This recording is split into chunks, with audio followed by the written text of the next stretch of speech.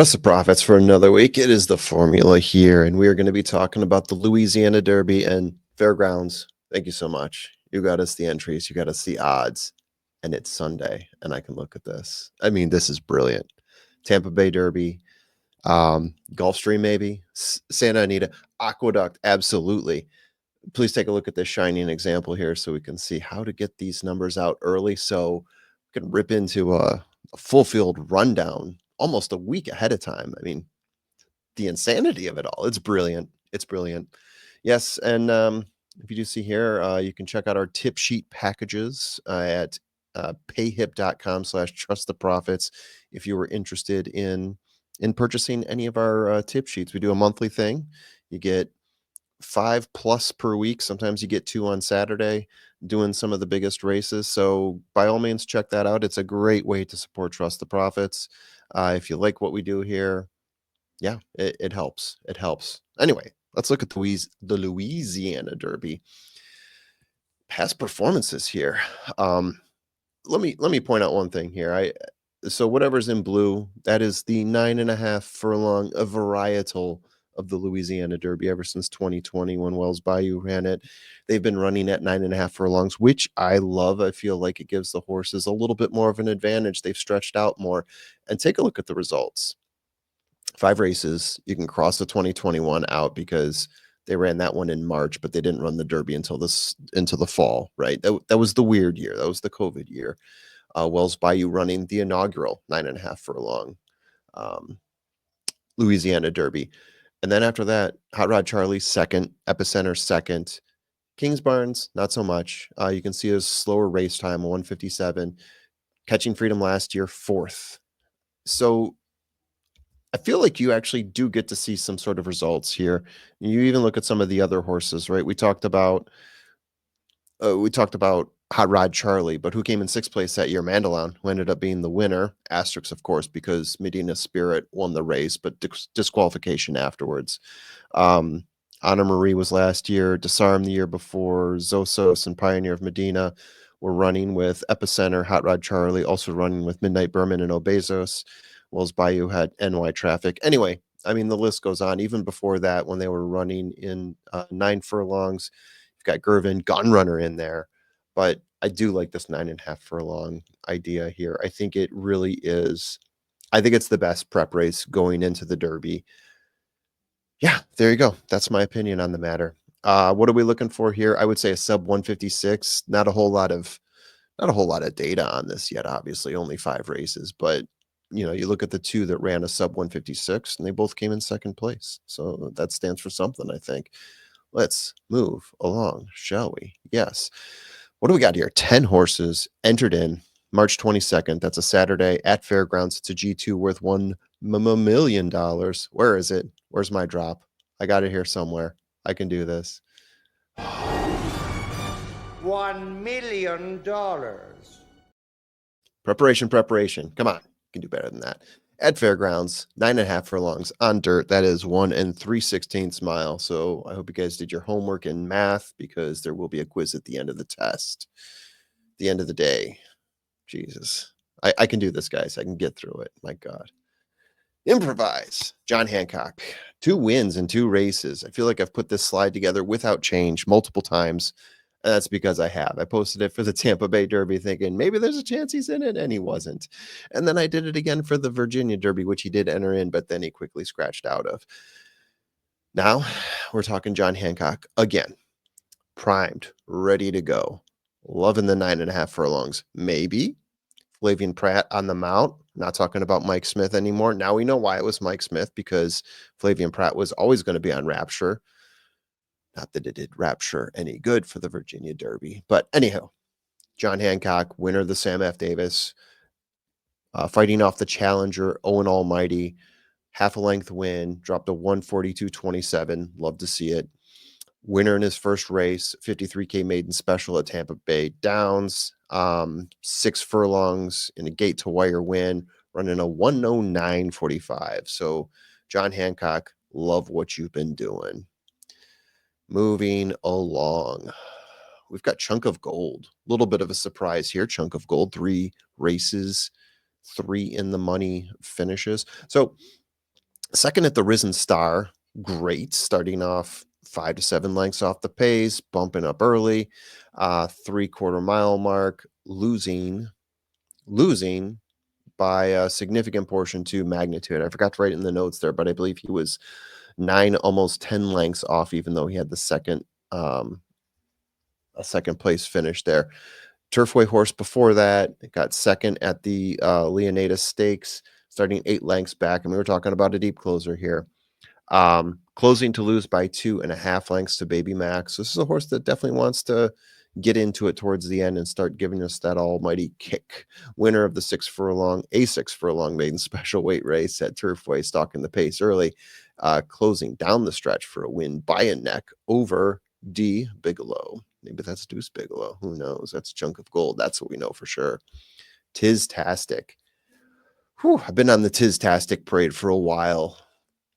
Will I continue marching on? That's the question that we're going to see answered at the end here. 7 races, 2 wins. Switching from Jose to Joel Rosario for this one.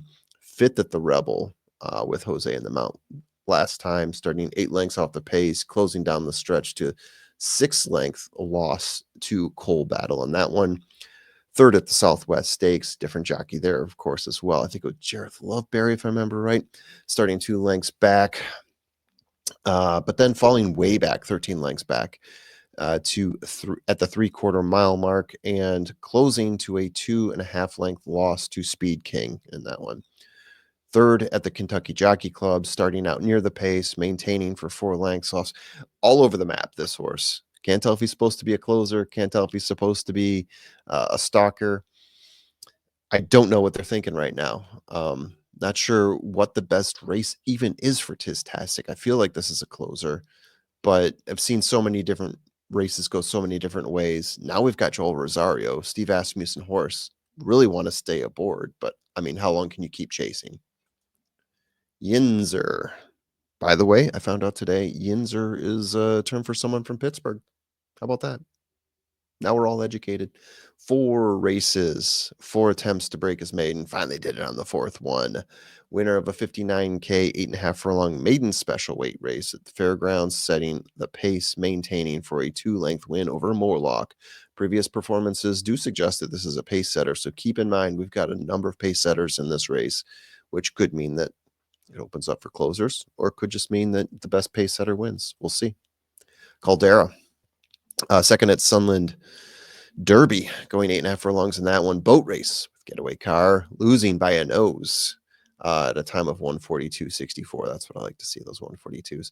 Gate to wire win in 3rd maiden special weight race, going 8.5 furlongs on dirt, beating Brother Tony by 5.5 lengths in that one. D. Wayne Lucas, a trainer. Tyler Gaffleone on the mount here for the Leon's map. Sired horse Caldera.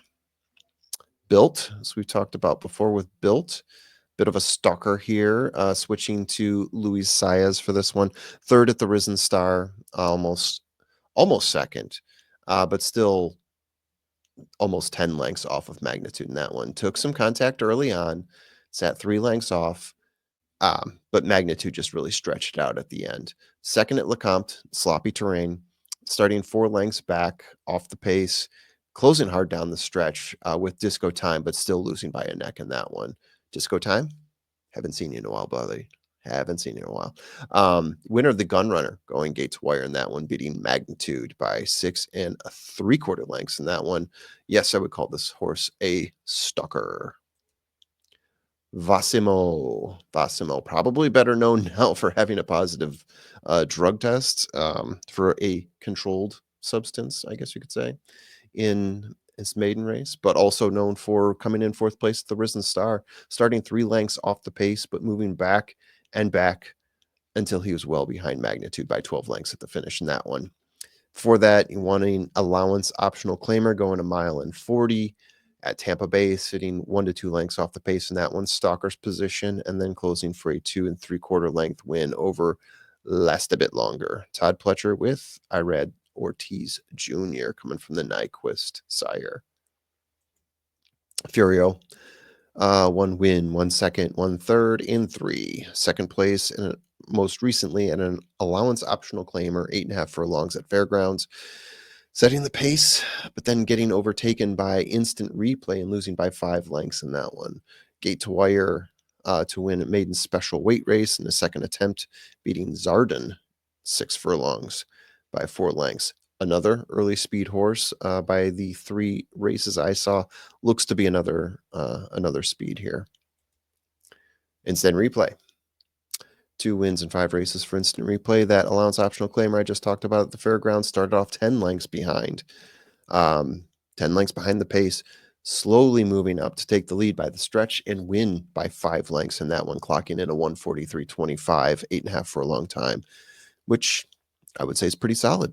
4th at an allowance optional claimer at OP for a mile, starting off pace, and then falling back to a stalking position, finishing 6 lengths behind Sandman in that one. It looked like a bit of a confusing race, totally different from the race that we were just talking about. Last time out being a deep closer. Previous races show more of a stalker. Not sure what we're going to see here. Florent Giroux gets the mount here. So this looks like Brad Cox's second horse. Got a Brad Cox number 2 here. And finally, Hypnus. Broke his maiden first time out. I remember calling that one. Then went on to the Rebel Stakes, came in 7th there. Started out in the back, encountered some traffic, and never really improved. Was 7 lengths off of Cole Battle in that one. Looked more impressive in his maiden for an 8.5 furlongs, 6 lengths back, working up for a 2.5 length win over Cromwell. We got BJ Hernandez and Ken McPeak. They always hook up well together, and this is an Into Mischief sire here. Into Mischief going to be playing into the Derby pretty hard here, I would think. So here we are at the end. What does that mean? What did I pick? Did I go chalky? Kind of. John Hancock. What can I say? Maybe I fell in love with this horse. Maybe the Tampa Bay Derby. The Sam F. Davis. I know a lot of people are going to nag on the Tampa Bay Derby or Tampa Bay Downs races, but I do think that when looking at the speed, when looking at the final times there, when looking at what Owen Almighty has done since then, compared to what the course record is, I get impressed by that type of thing. That to me is some sort of indicator potentially for how a horse is going to end up doing. So I'm pretty high on John Hancock here.